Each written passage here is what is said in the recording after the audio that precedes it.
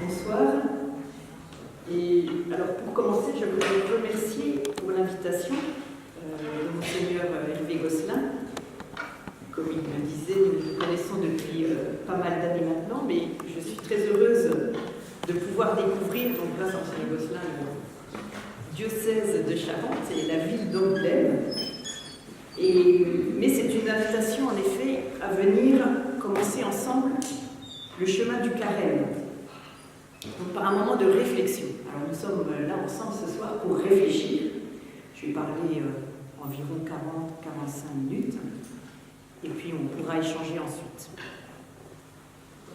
Ça marche? Oui.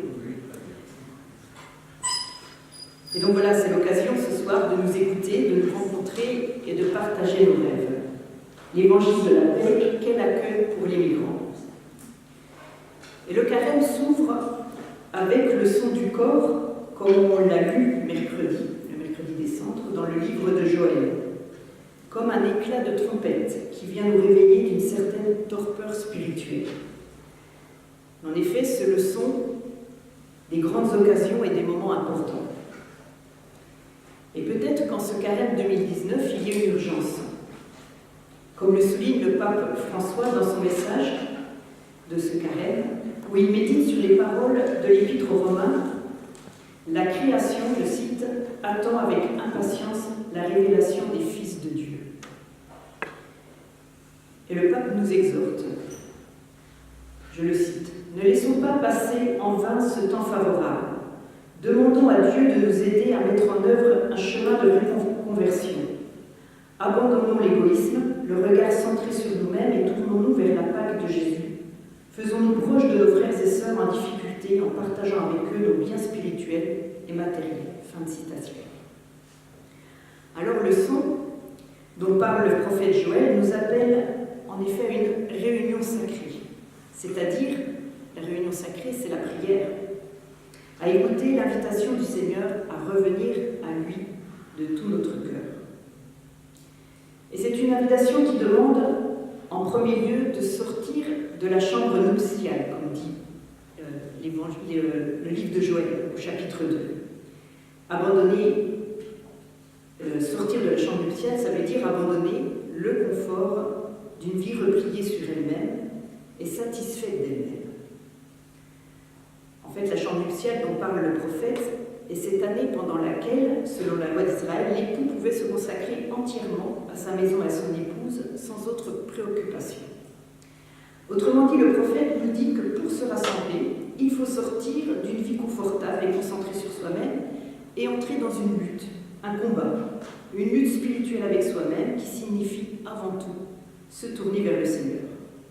Et voilà donc ce que pourrait être notre objectif ce soir, nous réunir, et c'est fait, nous sommes réunis, mais sortir de notre torpeur pour vivre l'urgence de l'amitié et entamer une lutte, un combat. Alors, qu'est-ce que ça veut dire tout cela? Je voulais vous l'exposer à travers la vie de la communauté de Sant'Egidio, partir de l'Évangile. La communauté de Sant'Egidio est partie de l'Évangile il y a 51 ans, le 7 février 1968. Et ce soir, je vous parle en effet comme membre et responsable en France de Sant'Egidio, qui est une communauté qui, depuis 51 ans, réunit des hommes et des femmes, 50 000 aujourd'hui dans le monde, dans 74 pays. Et être de Sant'Egidio, c'est faire partie d'un tissu de liens qui ne nous laisse pas seuls.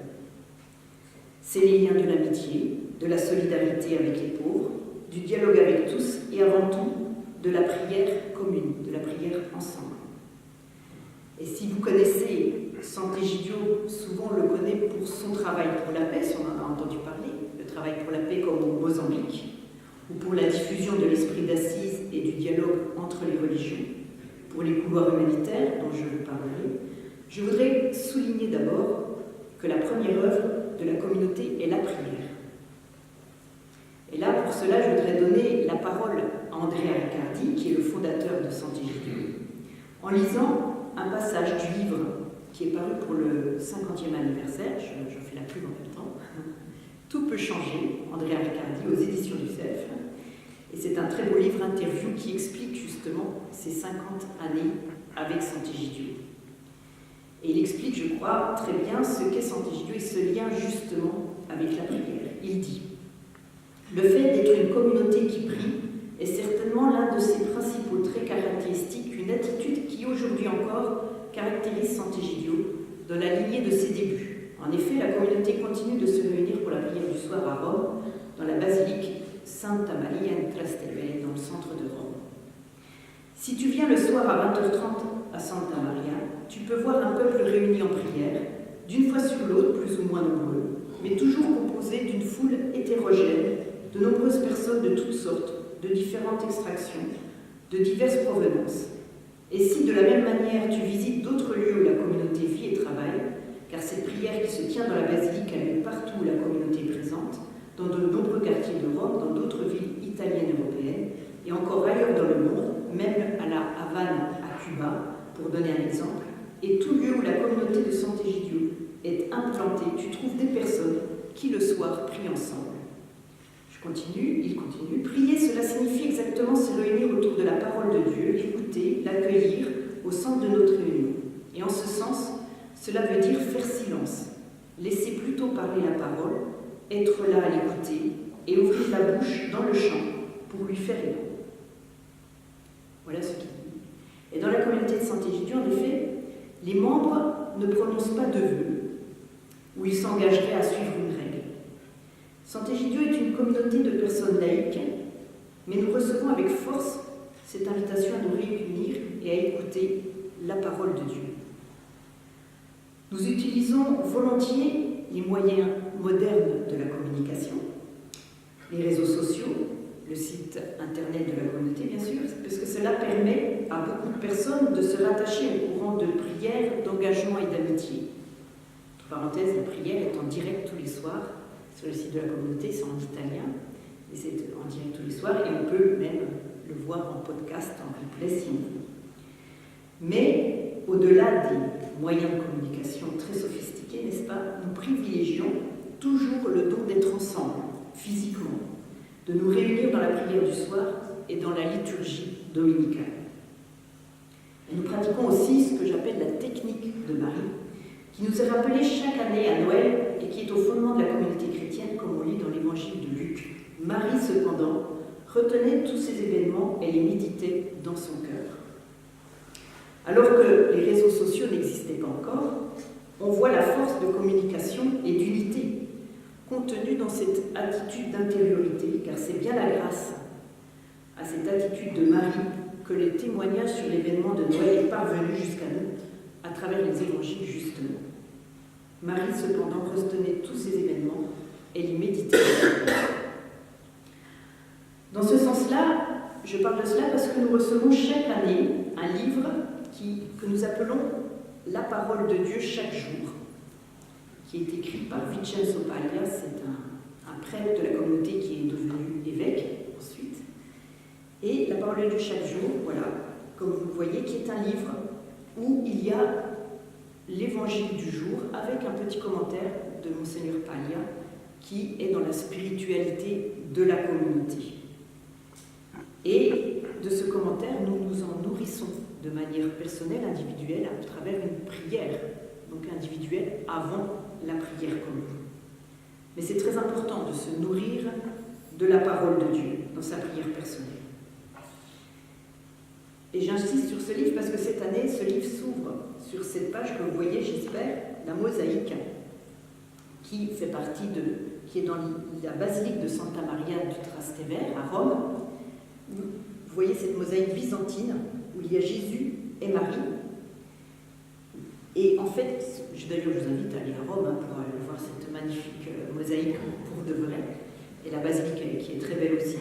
Et en fait, Marie et Jésus sont assis sur un même trône, ce qui est tout à fait exceptionnel. Normalement, dans l'abside, Jésus est seul sur le trône. Là, Marie est assise à côté de lui sur le même trône et Jésus met la main sur l'épaule de Marie. Donc c'est vraiment cette amitié entre la mère et son fils, mais une amitié de deux personnes qui prient ensemble. Et c'est une image de tendresse. Et la prière, c'est cela aussi. l'écoute de la parole, c'est aussi apprendre à parler avec tendresse. Changer de comportement, c'est ça aussi. Apprendre à parler avec tendresse. Et donc cette image-là préside en fait la prière du soir de la communauté de Saint-Égidio. Et ce livre nous aide chaque jour, avec ses brefs commentaires, à vivre la prière et l'écoute de la parole quotidienne. C'est-à-dire à mettre en pratique cette technique de Marie dont je parlais, qui retient tous ces événements et les médite dans son cœur. Et selon la tradition spirituelle de l'Église, la prière s'enracine avant tout dans l'écoute de la parole de Jésus. Et on le voit sur la mosaïque, Marie aussi avec sa main, donc indique Jésus, elle montre Jésus. Et donc elle nous le montre comme devant être l'objet de notre attention, de notre méditation, comme il le fut pour elle-même. J'aime beaucoup cette phrase des pères de l'Église qui disait « Quand tu pries, tu parles à Dieu. Quand tu lis, c'est lui qui te parle. » Donc déjà cette interaction dans la prière. Quand tu pries, tu parles à Dieu. Quand tu lis, c'est lui qui te parle. Et c'est ça la prière avant tout. Écouter la parole de Dieu, c'est la lire avec le cœur ouvert et donc aussi s'adresser au Seigneur avec les paroles et les sentiments que notre cœur nous suggère. C'est du direct entre notre cœur et la parole de Dieu. Alors on peut dire que nos communautés, nos paroisses, ont une force simple finalement. C'est celle du fait d'être 2 ou 3 réunis au nom du Seigneur. Donc dans un monde complexe, comme nous le connaissons aujourd'hui, marqué par tant de peurs, de conflits, dans laquelle chacun est tenté de se tailler un petit espace, uniquement pour soi, dans lequel on est tenté d'élever des murs pour éloigner les autres, il est urgent de faire de nos communautés des endroits de prière, où il est possible de trouver l'orientation pour sa vie, mais aussi des endroits pour des femmes et des hommes dépaysés, comme le disait Stephen Todorov. Et en fait, seulement la parole de Dieu peut répondre au dépaysement de l'homme et de la femme confrontés à la globalisation d'aujourd'hui et à la peur qui l'accompagne. Ne vous effrayez pas, c'est Jésus le Nazaréen que vous cherchez le crucifié, dit l'ange aux femmes effrayées, comme nous l'entendrons dans la parole de Dieu au terme de ce carême au matin de Pâques. En effet, on se pose la question, avec quoi d'autre pourrions-nous répondre? Sinon, ne vous effrayez pas, c'est Jésus le Nazaréen que vous cherchez le crucifié.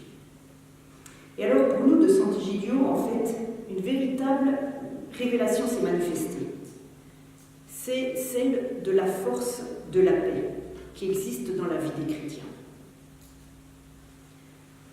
Vous êtes au courant peut-être de la paix au Mozambique qui a été conclue il y a plus de 25 ans à Sant'Egidio. Il y a eu un pourparler de paix. Le Mozambique était en guerre depuis plus de 15 ans. Il y avait plus de 1 million de morts.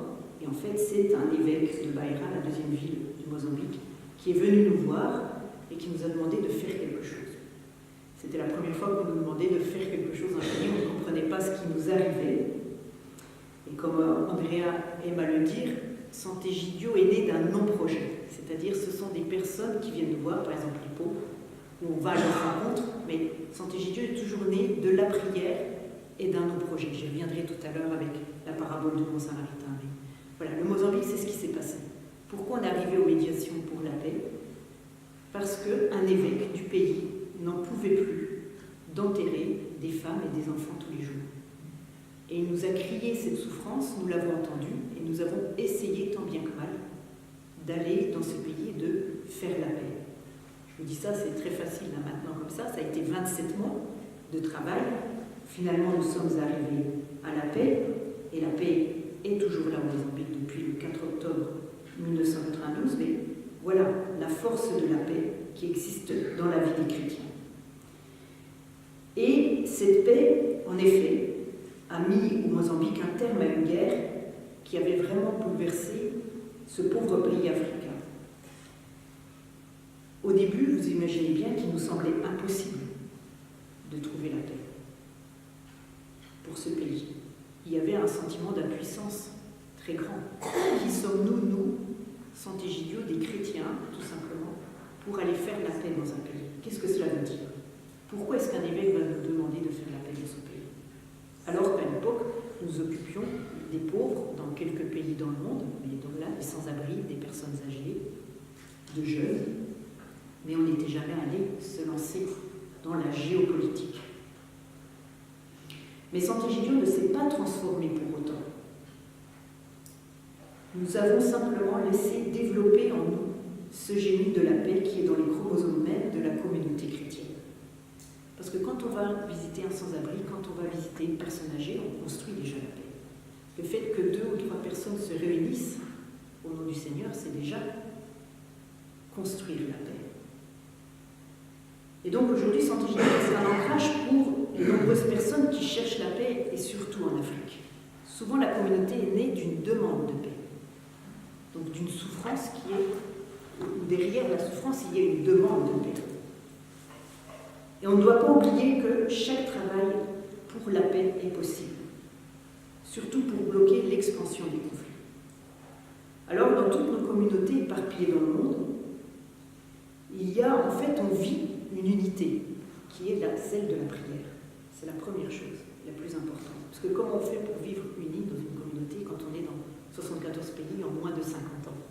Donc il y a une unité qui est la prière, mais aussi cette mondialité spéciale, c'est-à-dire un intérêt pour celui qui est loin.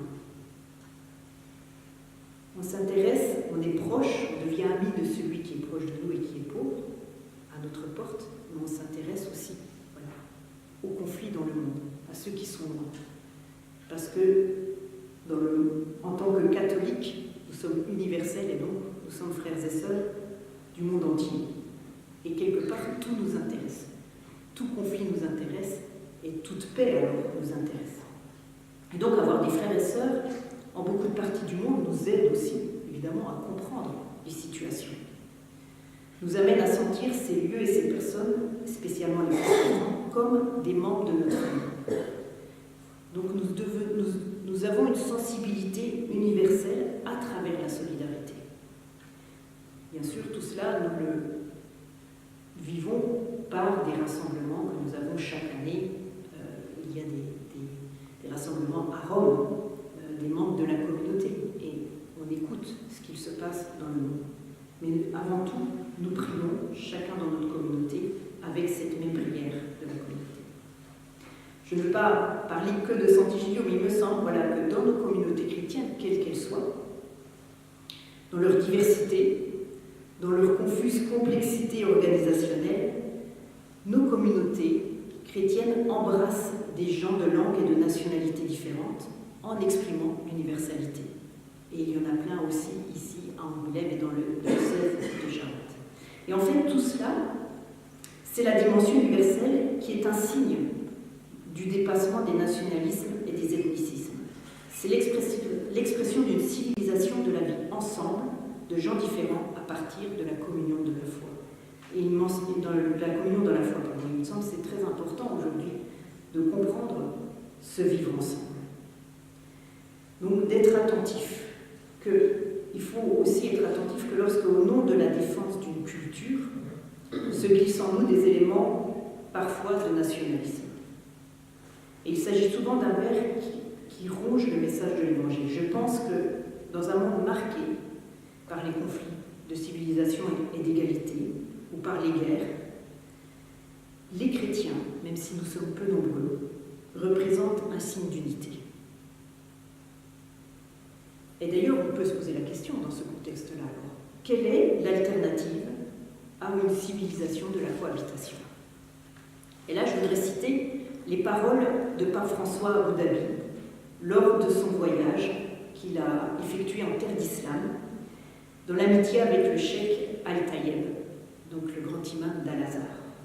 Il disait « Il n'y a pas d'alternative, ou bien nous construirons ensemble l'avenir, ou bien il n'y aura pas de futur. Les religions en particulier ne peuvent renoncer à la tâche urgente de construire des ponts entre les peuples et les cultures. Le temps est arrivé où les religions doivent se dépenser plus activement, avec courage et audace, sans artifice, pour aider la famille humaine à mûrir la capacité de réconciliation la vision d'espérance et les itinéraires concrets de paix. » Fin de citation. Et donc en effet, comme chrétiens, la globalisation dans certains de ses aspects n'est pas si nouvelle pour nous en fait. À notre petit niveau, nous vivons concrètement la civilisation du vivre ensemble par la globalisation de la solidarité. Et ça fait des années que nous vivons cette globalisation de la solidarité. C'est-à-dire nos communautés portent dans leurs chromosomes un germe de réponse vécue à la question angoissante qu'on se pose actuellement en Europe avec l'immigration, mais aussi en Afrique, entre ethnies différentes, en Russie et partout. La question, comment vivre ensemble? Comment pourrons-nous contribuer au vivre ensemble?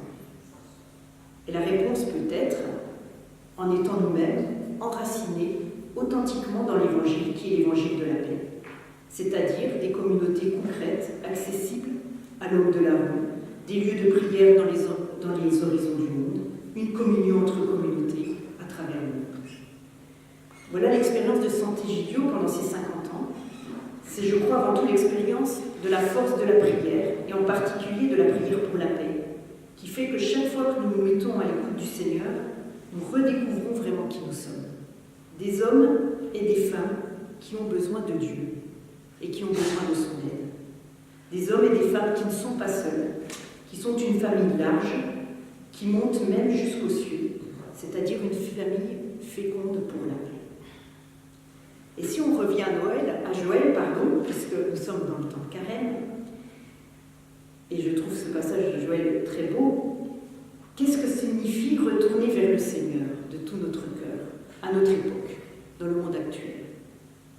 C'est une époque marquée par beaucoup de peurs, beaucoup de conflits, et dans laquelle chacun est tenté, en effet, comme je le disais, de se replier sur soi-même, d'élever des murs. Et dans la parole du prophète se trouve une indication profonde qui devient une demande adressée au peuple.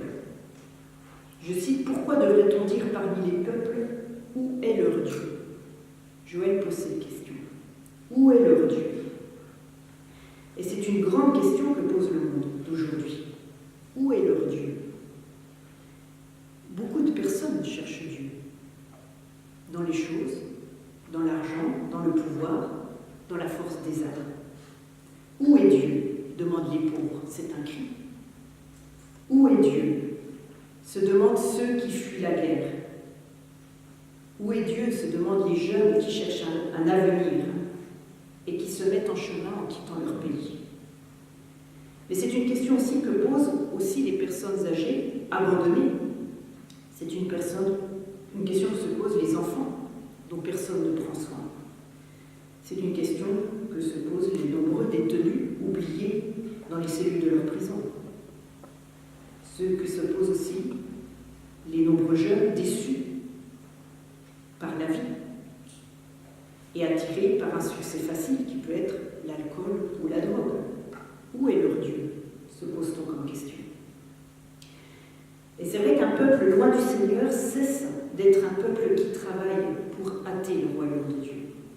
Il se replie sur lui-même et ne voit plus la nécessité que son règne vienne tout de suite. Et nous, au contraire, nous voulons être un peuple qui, par amour pour les gens, pour les pauvres, retourne vers le Seigneur. On s'éloigne tous à un moment donné du Seigneur, mais on veut retourner de tout notre cœur vers le Seigneur pour pouvoir dire « Dieu est au milieu de nous. Il est là. Dieu est au milieu de nous. » Alors oui, le Seigneur est présent.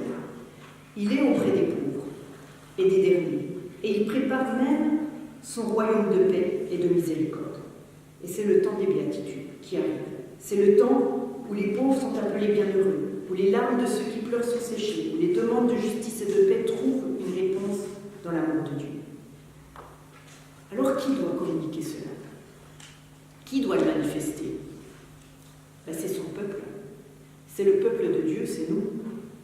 Ce sont ses disciples qui, plus ils reviendront vers le Seigneur, plus ils réussiront à communiquer la bonne nouvelle du royaume qui vient, c'est-à-dire la bonne nouvelle que le Seigneur est parmi nous. Dieu est au milieu de nous.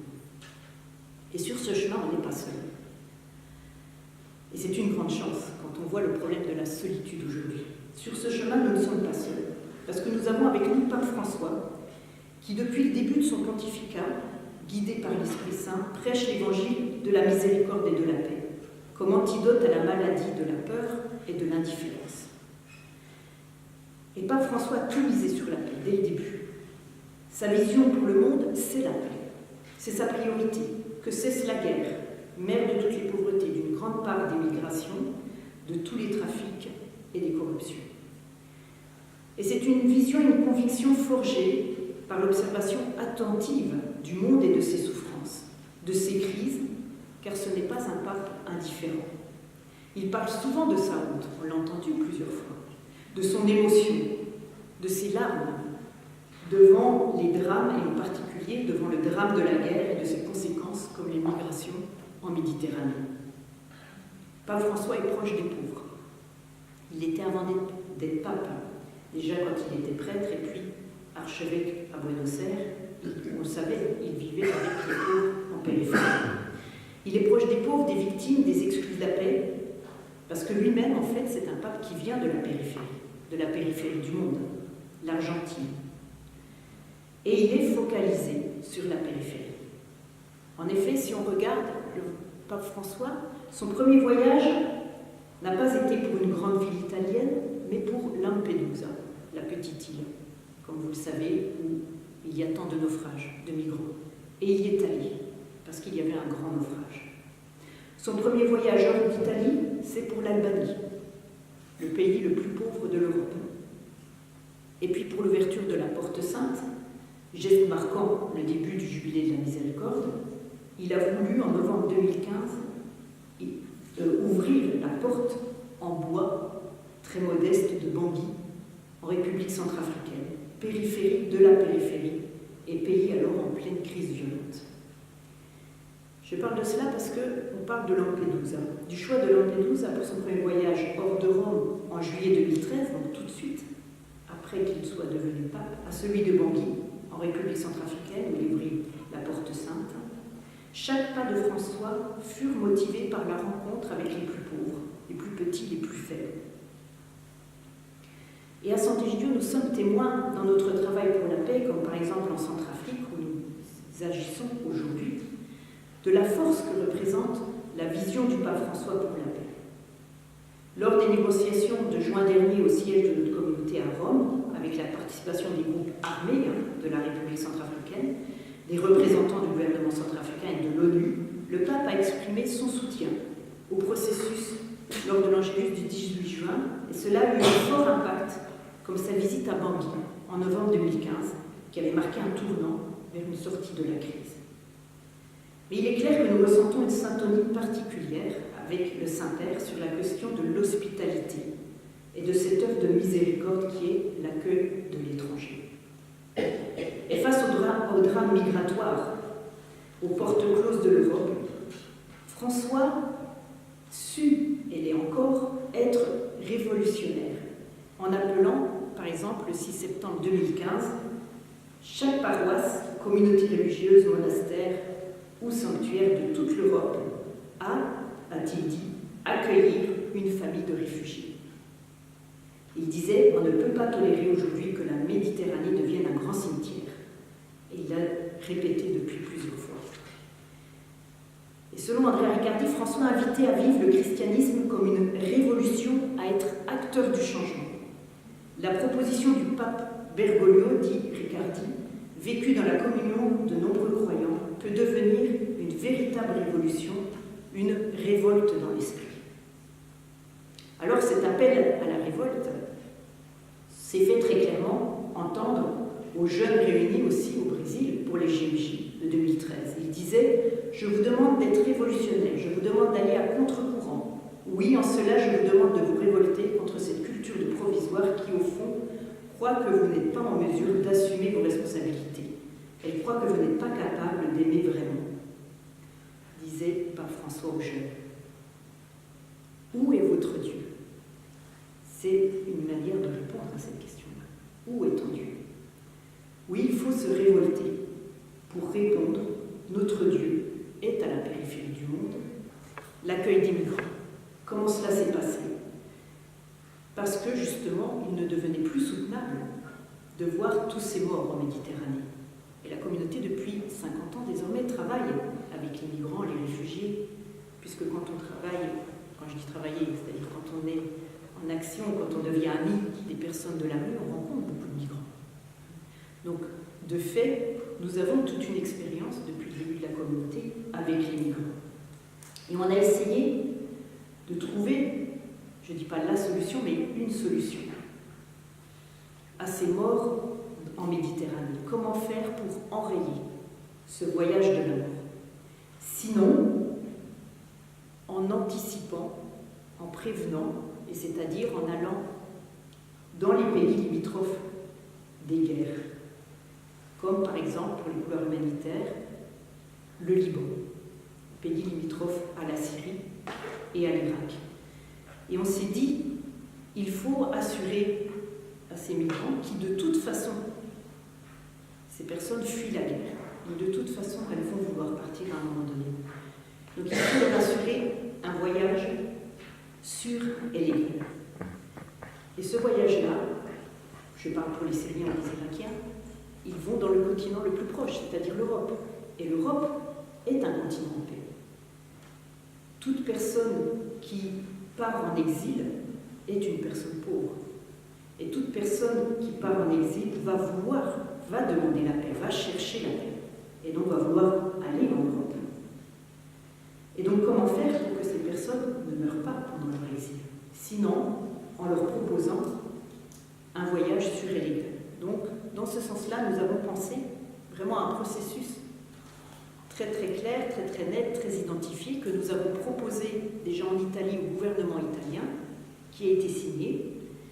On a vu que dans les six premiers mois, que je vous expliquerai le processus, mais dans les 6 premiers mois, ça a marché. Et alors là, au niveau de Sant'Egidio, on s'est dit, mais est-ce que ça ne pourrait pas devenir un projet européen? Puisque les réfugiés cherchent à rejoindre l'Europe. Et donc, chaque communauté dans son propre pays européen a commencé à interpeller la famille protestante, notamment, et le gouvernement, pour, ensemble, construire ces couloirs humanitaires. Et il se trouve que la France a été le 2e pays à signer ce processus. Donc, nous allons en fait dans le pays limitrophe à la Syrie, qui est le Liban. Nous allons dans les camps. J'y suis moi-même allée plusieurs fois, donc du coup dans le nord, à 5 km de la Syrie, pour vous dire aussi la situation. C'est-à-dire que ce sont des personnes qui vivent depuis 5 ans, maintenant 7 ans, à la frontière de leur pays, parce qu'ils espèrent retourner. Ils n'ont qu'une espérance, c'est retourner chez eux quand il y a la paix. Mais la paix n'arrive pas. Et les familles, les enfants grandissent dans des camps. Il n'y a aucune instruction, il n'y a aucune école, il n'y a rien. Donc, la parole d'une maman qui n'est pas forcément allée à l'école, qui n'a pas forcément fait de grandes études, mais quand nous procédons à l'identification des personnes sur l'unique critère de la vulnérabilité, souvent, les mamans nous disent « Mon fils, ma fille est en âge d'aller à l'école, d'apprendre à lire et à écrire, cela fait 5 ans que je suis là. Si nous restons là, c'est une future homme-femme potentiellement violent ou violente. Et donc, je ne veux pas. Et donc là, vous voyez qu'on est dans la chaîne de la violence qui continue, un cercle vicieux. Et donc, il faut rompre ce cercle vicieux. Il faut rompre cette chaîne de la violence. Et donc, on identifie ces personnes, on les présente au consulat. Le consulat décide si oui ou non lui octroyer un visa D, c'est-à-dire un visa de demande de droit d'asile. S'ils ont ce visa-là, ils l'ont au Liban. Et ensuite, ils peuvent voyager de manière sûre et légale. Manière sûre, parce que nous avons signé un contrat avec Air France, avec un prix défiant toute concurrence. Air France a été, comme société civile, très attirée par ce protocole et a adhéré. Et donc, nous avons signé avec le gouvernement, les affaires étrangères et l'intérieur, et la Fédération d'entraide protestante, la Fédération protestante de France, la Caritas, la CEF et Sant'Egidio. Donc, vraiment un partenariat, une œuvre commune pour que ces personnes soient identifiées et ensuite puissent voyager de manière sûre et légale, et ensuite accueillies dans différents départements français avec donc un logement assuré pendant 1 an et un collectif qui s'est construit autour de cette famille, donc avec forcément une personne arabophone, une dame qui s'y connaît ou un monsieur qui s'y connaît dans l'administration, ou alors sinon ils peuvent être aidés par Santé Giglio, mais surtout avoir des amis autour de cette famille-là. C'est-à-dire, ce collectif, c'est avant tout un tissu de solidarité. Bien sûr qu'on a besoin d'assistance sociale, bien sûr qu'on a besoin des professionnels pour les papiers, mais on a avant tout besoin d'être reconnus. Ces personnes qui arrivent, c'est une nouvelle naissance pour elles. Donc elles ont besoin d'être connues, d'être reconnues. Et souvent, c'est celles-là dont elles sont le plus touchées, c'est de voir que des personnes passent du temps gratuitement avec elles, comme dans une famille. Accueillir l'autre comme si c'était son fils, sa fille, sa sœur, sa mère, son frère, son père. C'est notre frère, notre sœur que nous accueillons, ce frère et cette sœur qui ont vécu des choses terribles et qui ont fui la guerre. Et donc, voilà l'histoire des couloirs humanitaires. Je sais qu'ici, il y a une famille qui est accueillie à Villefagnon, par la Fédération d'entraide protestante. Alors j'invite le diocèse à accueillir, le diocèse catholique d'Angoulême, à accueillir pourquoi pas une autre famille. Nous en sommes dans ce processus à 250 arrivées sur 500. Donc il y a encore 250 personnes à accueillir. Donc une petite famille peut trouver un accueil ici sans problème. Nous, en tout cas, Santé Giglio est à disposition. Il y a une personne qui travaille spécialement pour cela et qui fait le tour de la France en permanence pour s'occuper des familles. Mais voilà, je voulais simplement conclure et revenir et insister sur le point de départ des couloirs humanitaires qui est la révolte et l'émotion contre l'absurdité des morts en mer Méditerranée. Dans la parabole évangélique du bon samaritain, il y a 3 personnes qui vont sur le chemin et voient l'homme à demi-mort, mais une seule d'entre elles s'arrête pour porter secours aux malheureux. Et donc Riccardi, dans son livre, parle très bien de ce passage du bon samaritain, et il dit « Celui qui s'arrête parvient le faire parce qu'il soigne son regard avec un collier particulier, qui est le collier de l'émotion. » Le texte de Luc nous dit que le samaritain vit, s'émut et s'arrêta. Donc non seulement il vit, mais il vit et il aima avec émotion. L'émotion engendre la créativité solidaire du fameux bon samaritain, qui avant tout soigne le blessé, et puis implique l'aubergiste, offre l'argent nécessaire au paiement des dépenses médicales et de convalescence du blessé, et enfin s'engage à revenir. Donc d'un non-projet, nous arrivons à un projet. Mais d'abord, c'est l'émotion, et ensuite, on construit autour de l'émotion un projet. Il ne fut pas seulement disponible et bon, mais aussi intelligent dans sa manière de mobiliser différentes ressources. Toutes ces ressources sont mises en œuvre grâce à un regard ému. Alors, avec ces paroles d'Andrea, je voudrais simplement conclure en vous souhaitant un carême plein d'émotions pour les pauvres, libéré de la peur et de l'indifférence, un carême vers une Pâque transfigurée par l'émotion et la grande joie de ne pas être seul, mais de faire partie d'une famille sans frontières, élargie jusqu'aux cieux. Je vous remercie.